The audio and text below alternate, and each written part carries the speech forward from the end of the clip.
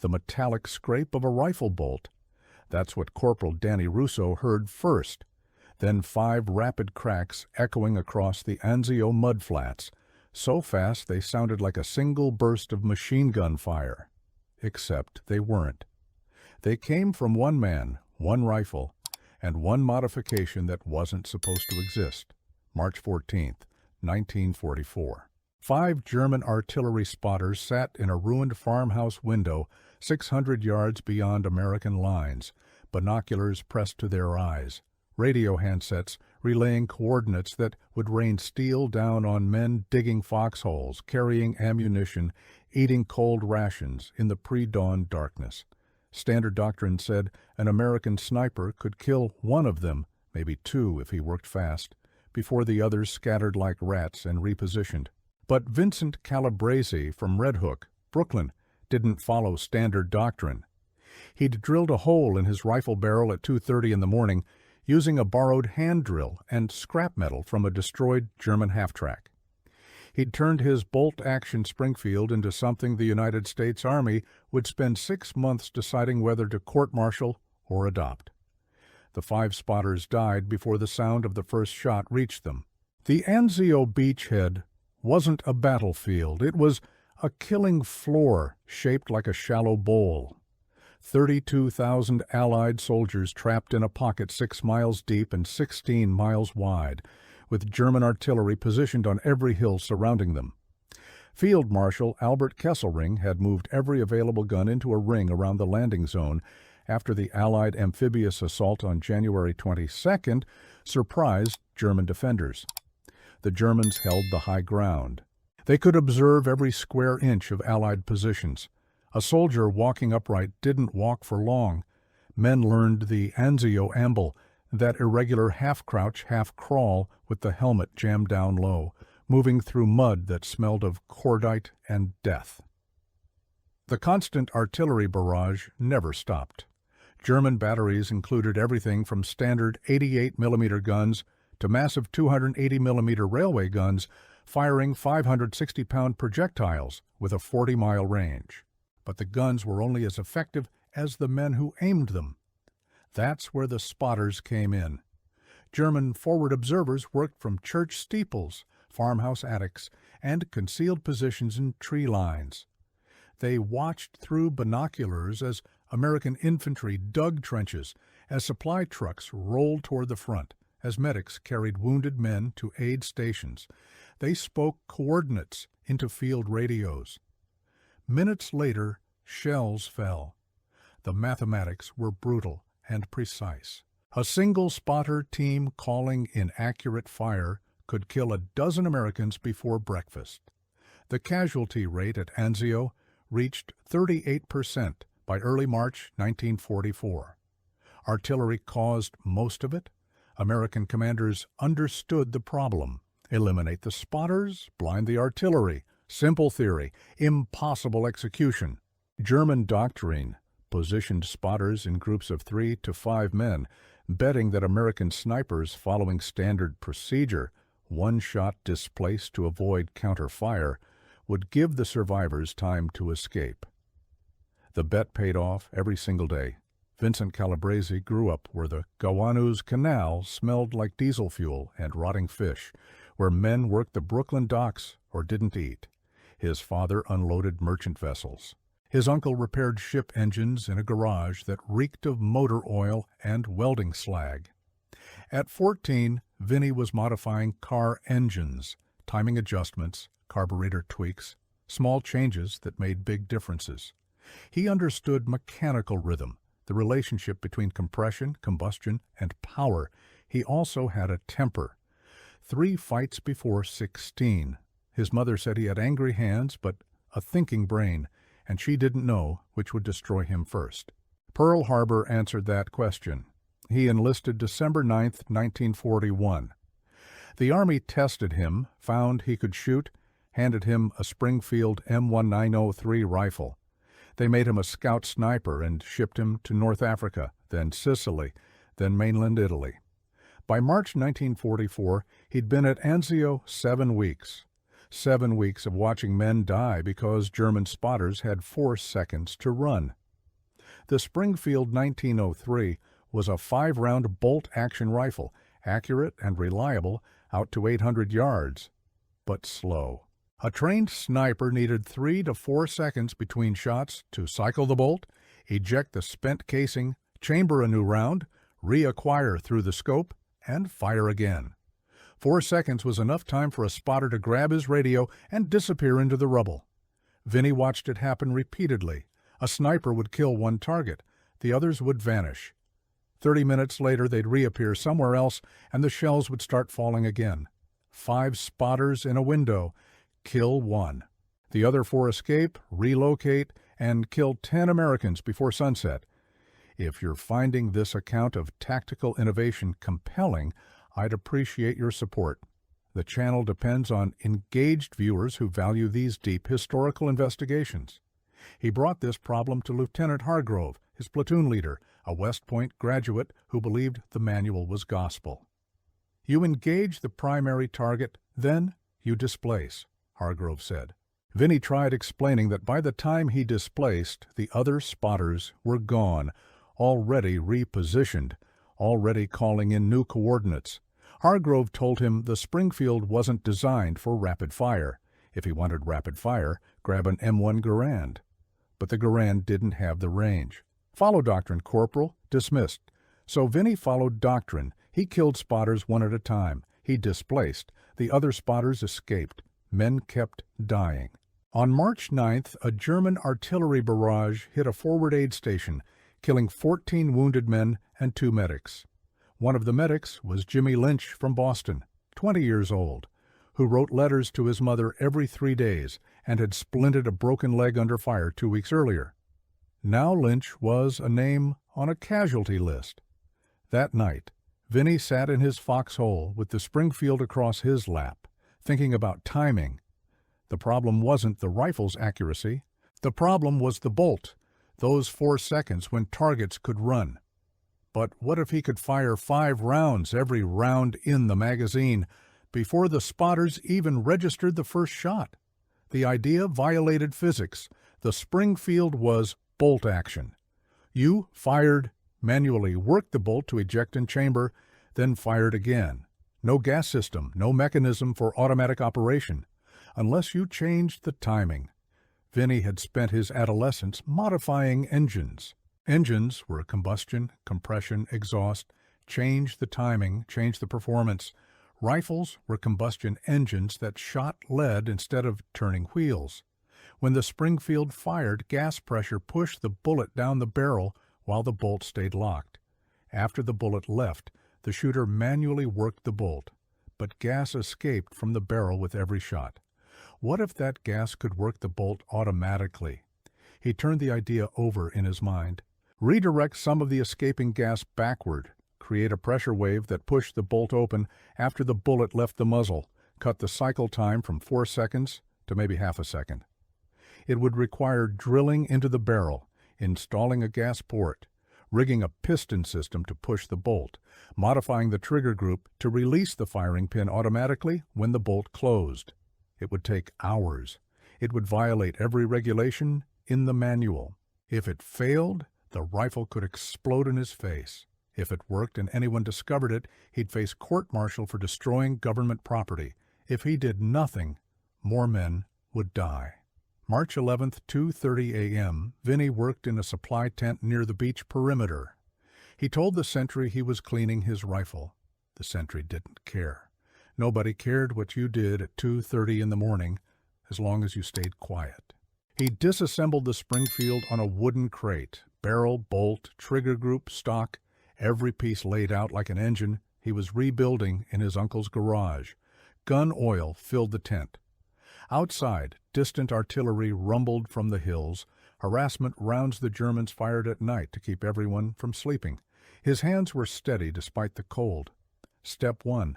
Drill a gas port in the barrel. He'd borrowed a hand drill from the engineers. The barrel was forged steel, hard as a ship's hull. He measured 6 inches from the chamber, marked the spot with a grease pencil, and started drilling. The bit screamed against metal. He drilled slowly, checking depth every few minutes. Too shallow, and the gas wouldn't vent. Too deep, and he'd weaken the barrel. 15 minutes. The bit punched through. Clean 1/8 inch diameter. He blew metal shavings out and wiped the barrel down. Step 2. Fabricate a gas piston. No machine shop. Just a tent, a file, and scrap metal from a destroyed German half-track. He cut a piece of steel rod, filed it down until it fit inside a tube he'd fashioned from a broken radio antenna. The piston had to slide smoothly, but seal tight. He tested it 20 times, filing and adjusting. Step 3. Attach the piston system to the barrel. He used wire scavenged from communications equipment, wrapping it tight around the barrel to secure the gas tube.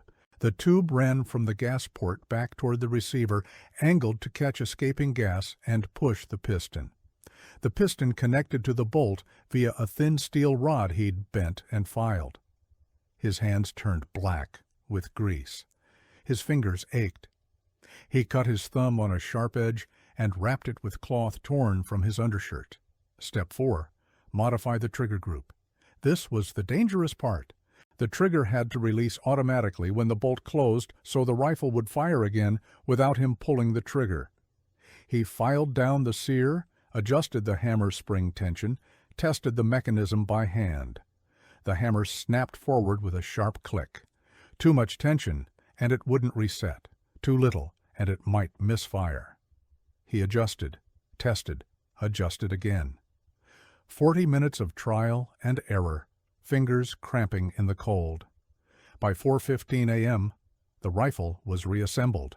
It looked almost normal. The gas tube was hidden along the barrel, camouflaged with mud and cloth wrapping. The internal modifications were invisible unless you disassembled the action. Vinnie held the rifle in his hands and felt the weight of what he'd done, created something that didn't officially exist. He loaded 5 rounds into the magazine, walked outside into pre-dawn darkness, found a spot behind the supply tent where nobody would see him, aimed at a patch of dirt 40 yards away.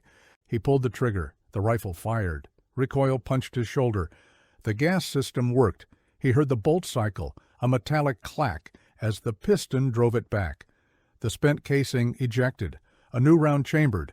The rifle fired again. Boom, clack, boom, clack, boom. 5 rounds in 2 seconds. The rifle kicked like a mule. The barrel heated fast, but it worked. Vinnie stood there, smoke curling from the barrel, ears ringing. He'd just turned a bolt-action rifle into something resembling a semi-automatic. Now he just had to use it without getting caught. March 14th, 4:30 a.m. Intelligence reported 5 German spotters in a farmhouse 600 yards beyond the wire. The spotters had called in 3 artillery strikes overnight, killing 6 Americans and wounding 11. Vinnie volunteered for the patrol. Lieutenant Hargrove approved without looking up from his map. "One target, Calabrese, then displace," he said. Vinnie crawled through the wire at 4:15 a.m. The ground was cold and wet, mud soaking through his uniform.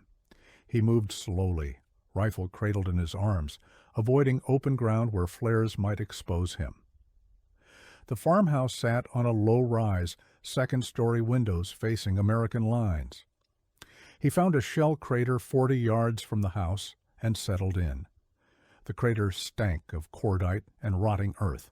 He wedged the rifle against the crater's edge, using a rolled blanket as a rest.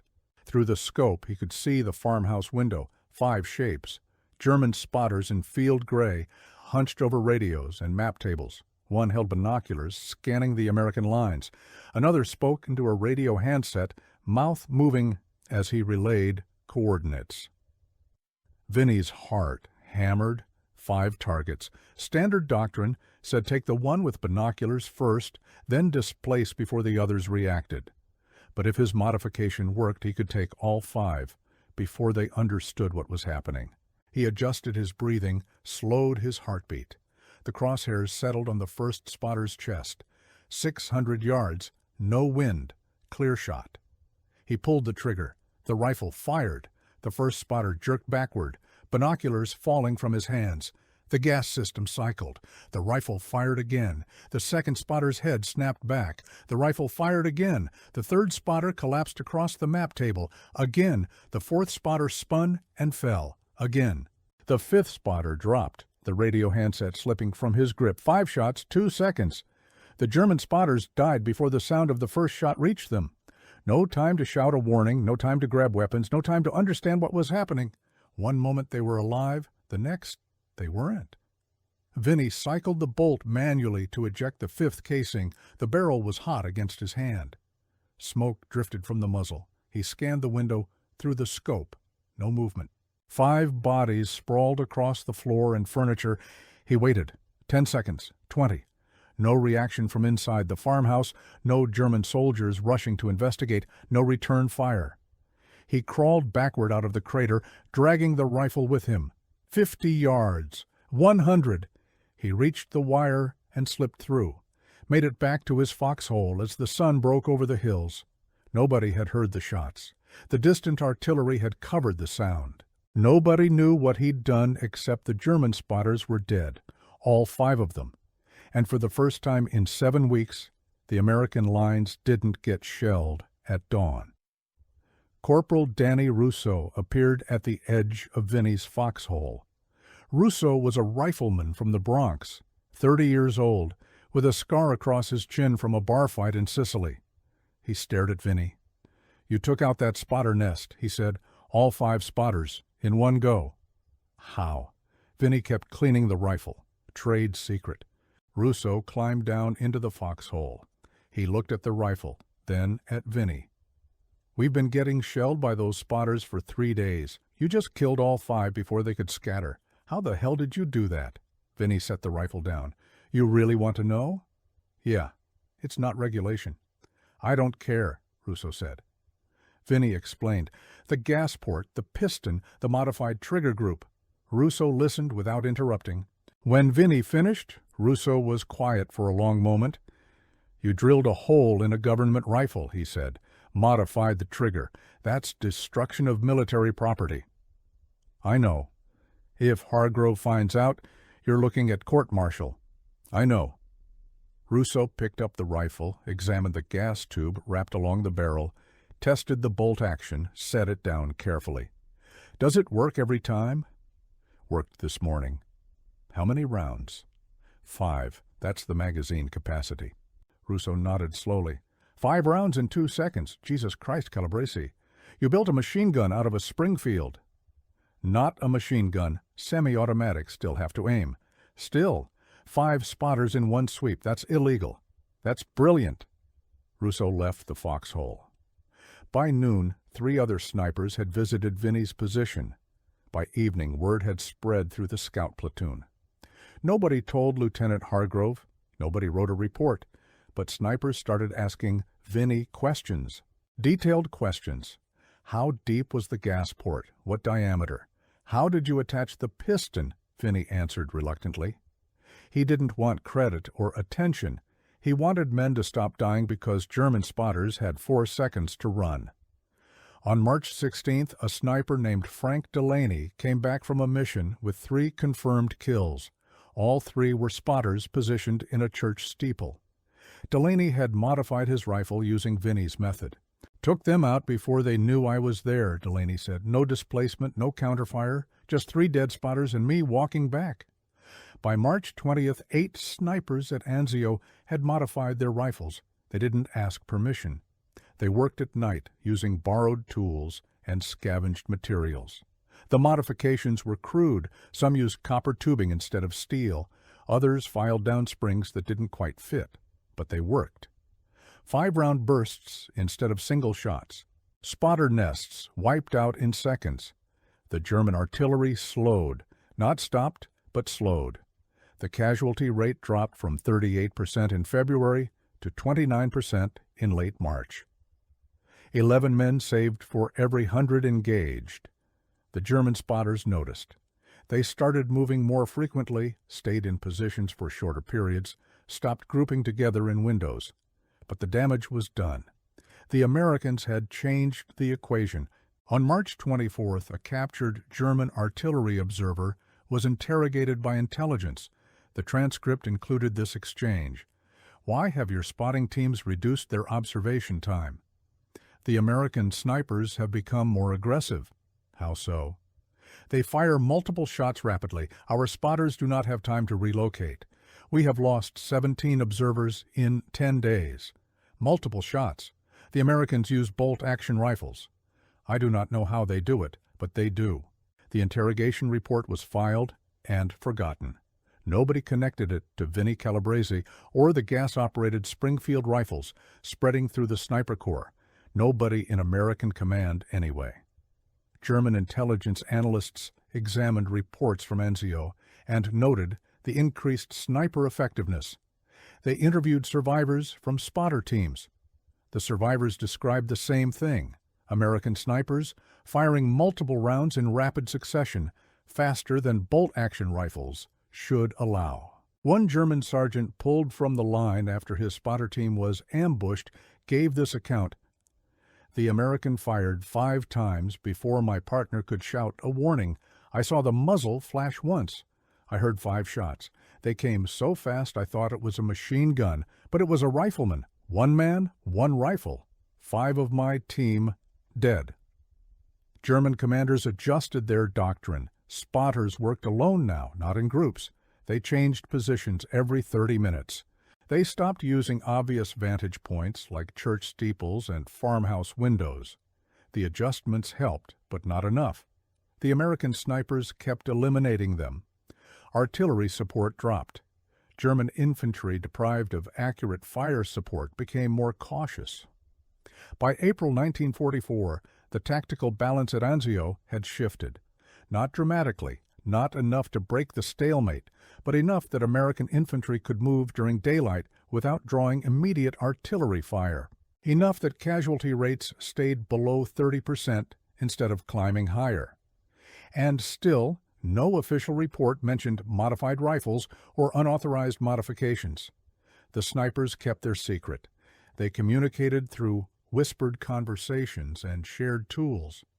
They taught each other the technique. Drill here, file this, adjust that spring. Lieutenant Hargrove never noticed. Or if he did, he said nothing. He watched his casualty numbers drop and assumed it was improved training or better luck. May 3rd, 1944. Captain Frank Mercer, Ordnance Department, arrived at Anzio to inspect weapons. Routine inspection, nothing unusual. He moved from foxhole to foxhole, checking rifles for wear, corrosion, unauthorized modifications. He picked up a Springfield belonging to Corporal Danny Russo, examined the barrel, saw the gas tube wrapped along the length. Frowned. What's this? Russo hesitated. Field modification, sir. I can see that. Who authorized it? Nobody, sir. Mercer disassembled the rifle in 30 seconds. Saw the gas port drilled into the barrel, the piston mechanism, the modified trigger group. His face turned red. This rifle has been illegally altered. Who did this? Russo said nothing. Corporal, I asked you a question. Russo met his eyes. I did it, sir. You drilled a hole in a government rifle? Yes, sir. Do you understand that's destruction of military property? Yes, sir. Who taught you how to do this? Figured it out myself, sir. Mercer didn't believe him. He inspected 6 more rifles that day, all modified, all using the same gas-operated system. He filed a report. The report went to Colonel Raymond Hayes, the Beachhead's senior ordnance officer. Hayes read it twice, then called in his sergeant major. We have unauthorized weapon modifications, multiple snipers. Same system. Gas-operated conversion of bolt-action rifles. The sergeant major, a 40-year-old named Tom Briggs, nodded. I've heard about it, sir. You've heard about it? Yes, sir. And you didn't report it? Didn't think it was my place, sir. It's your place if soldiers are destroying government property.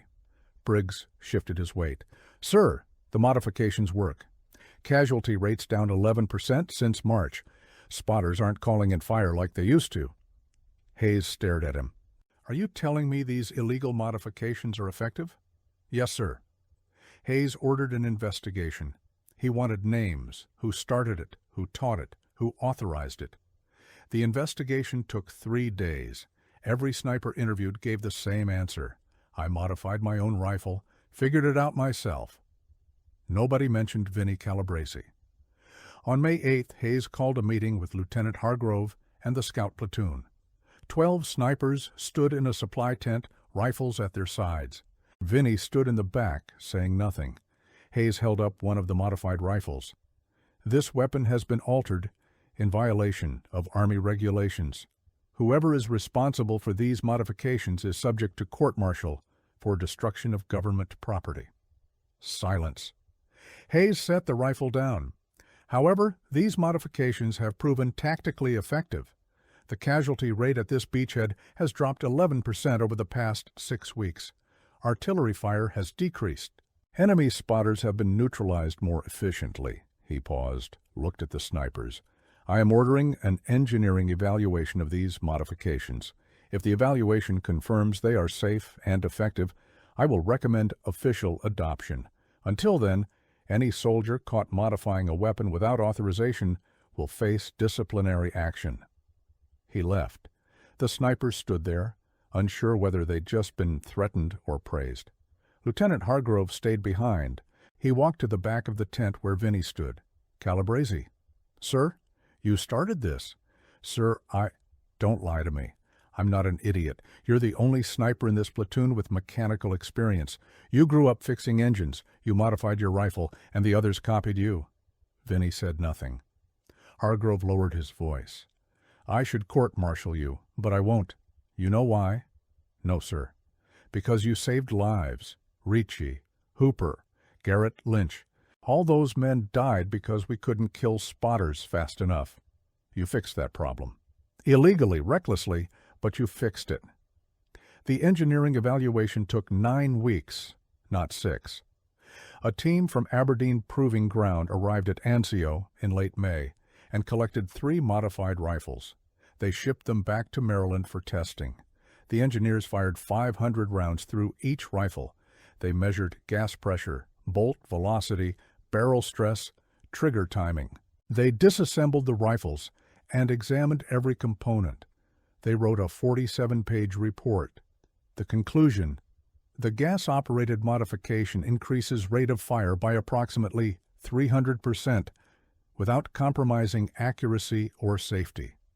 Barrel life is reduced by an estimated 15% due to increased thermal stress. Trigger mechanism requires careful adjustment to prevent slam fires.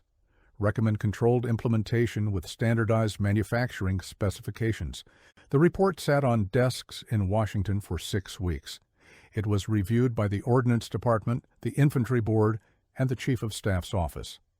Debates occurred. Some officers argued the modification violated the Springfield's design philosophy.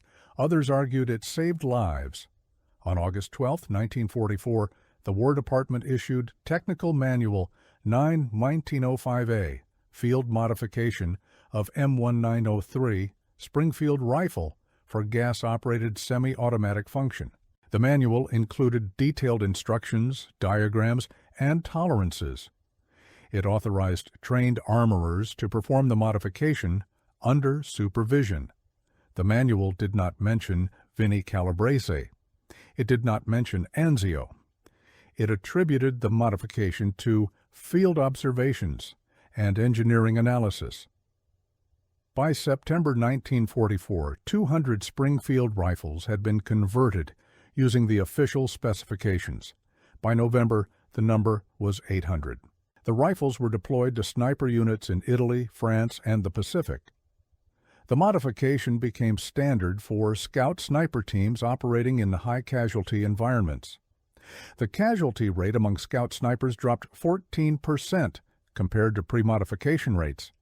Conservative estimates credited the gas-operated Springfield with saving 340 American lives between August 1944 and May 1945.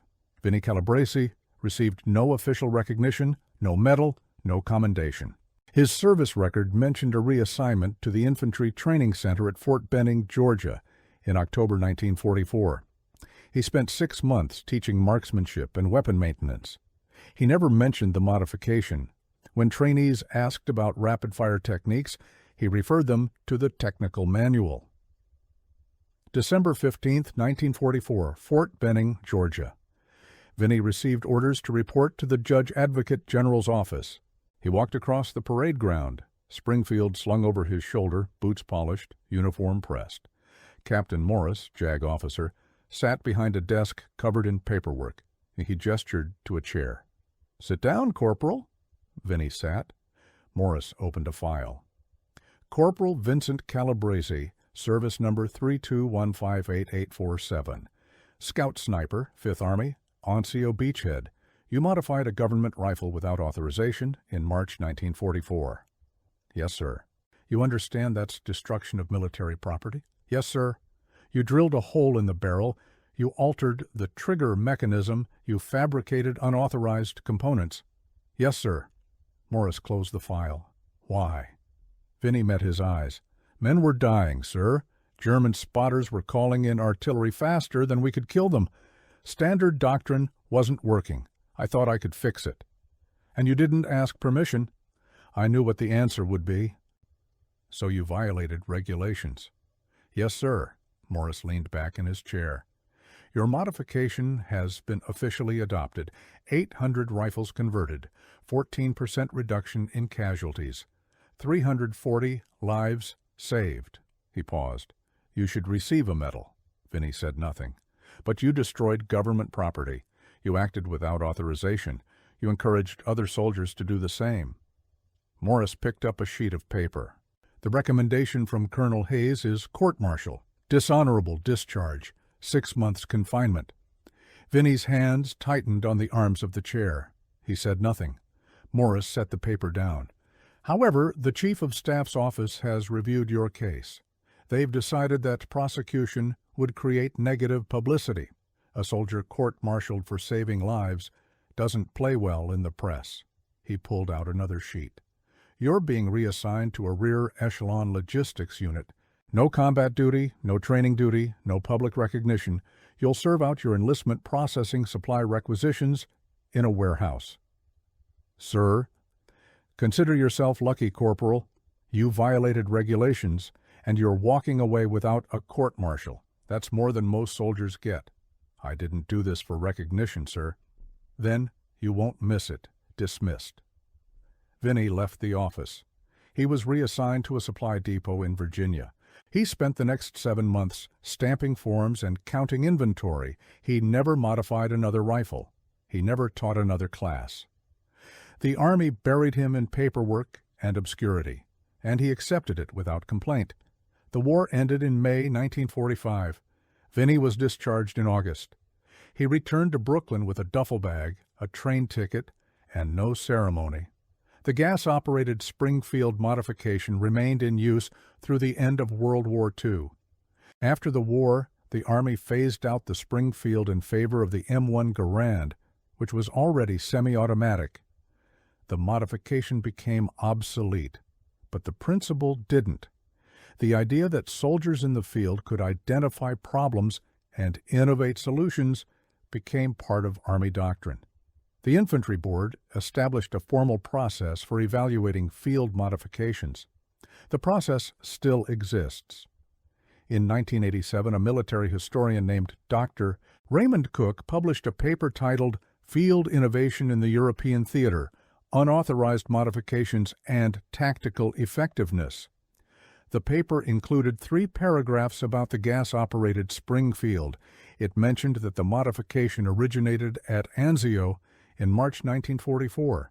It did not mention Vinnie Calabrese by name. The paper credited the innovation to an unidentified scout sniper from the 5th Army.